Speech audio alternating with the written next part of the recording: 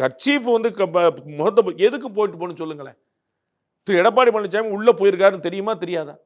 அதற்கு முன்னாடியே செய்தி உண்டா கிடையாது. எது கர்ச்சீஃப் போட்டுக்கணும்? என்ன அவன் அடிச்சு அனுப்பியிருப்பாங்களா? என்ன வெளியே போய் சொல்லியிருப்பாங்க? என்ன நடந்திருக்கும்? அப்படியே நடந்துருச்சு. அவர் பெரிய அவமானம் செஞ்சாரு, முகம்லாம் இருண்டு போச்சு அப்படின்னா வெளியே வரும்போது அவருக்கு என்ன பிரச்சனை? யார் பார்த்துருப்பீங்க? சந்திப்பு திரு எடப்பாடி பழனிசாமிக்கும் திரு அமித்ஷாக்கும் தனியா நடந்தது. அங்க வந்து தம்பித்துறை போல, சிவி சண்முகம் போல, தங்கமணி போல, வேலுமணி போல பெருமக்கள் கூட கிடையாது.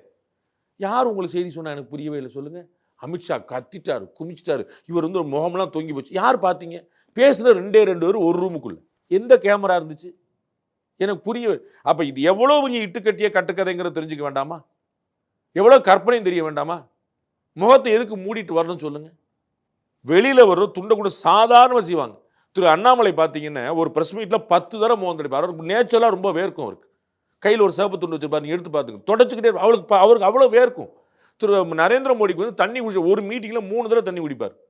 அப்போ வந்து ராகுல் காந்தி கேட்டகரில் தண்ணி குடிச்சிட்டாரு நரேந்திர மோடி சொல்லுவீங்க போல. எனக்கு புரியவே இல்லை.